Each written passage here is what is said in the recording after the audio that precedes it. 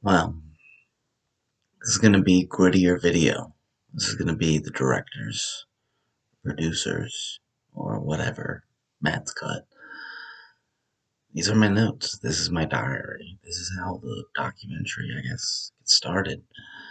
I just got my first computer in a while, and this is the game plan. I'm going to shoot up to Atlantic City on the beginning of legalization and start a telemarketing job 3 days a week, hopefully.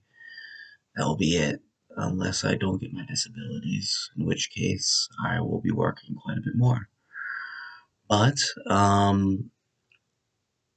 game plan, documenting what's been going on, documenting uh, everything. I'm going to be getting a GoPro to do the deposition, which is going to be the heart and soul of the documentary. But after that, it's going to be given new life because, frankly, I don't have any of the videos, and I haven't been taking any major videos to do any kind of B roll. So I need to make this interesting.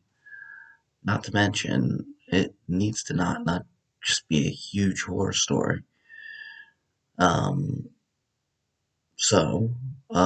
in light of that, game plan is to do my final venture throughout Canada. I will be stopping possibly in Staten Island for the summer, and then beginning to move along from the blueberry farm at Four Seasons in Nova Scotia all the way up to British Columbia over 2021. Um, in 2022.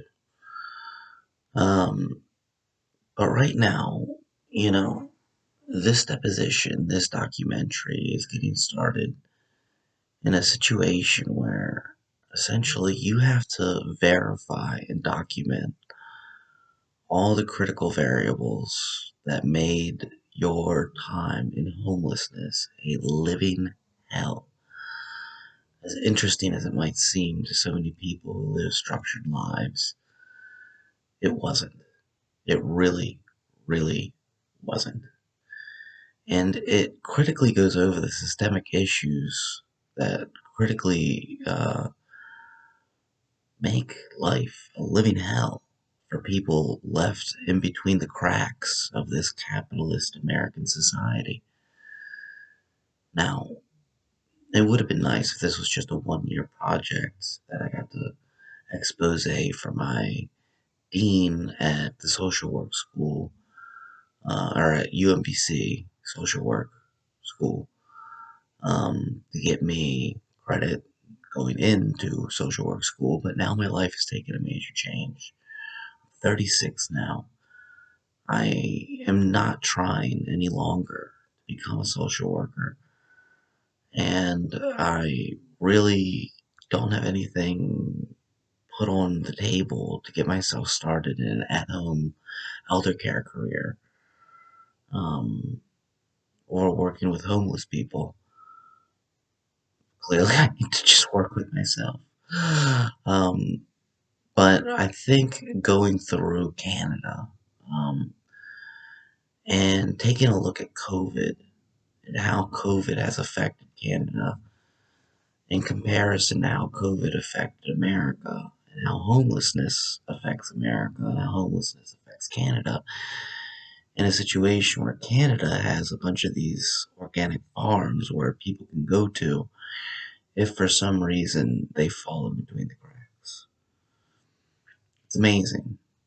A lot of people aren't living on the streets in Canada because they go to these farms to live and produce organic goods. This is going to be in stark contrast to the manner into which homelessness is handled in America. as well as the systemic mishandling. I don't know why I'm still using that word, but anyways, it's just going to be a very stark contrast.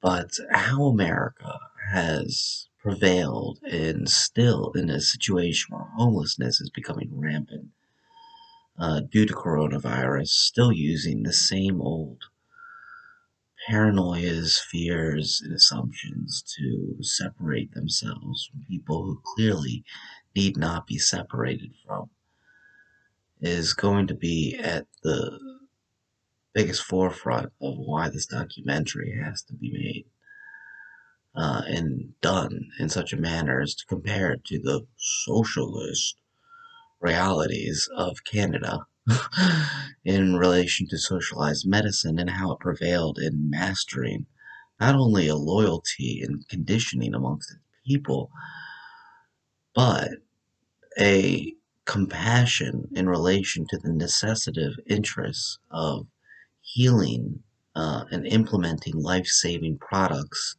to its masses in the midst of a pandemic. So,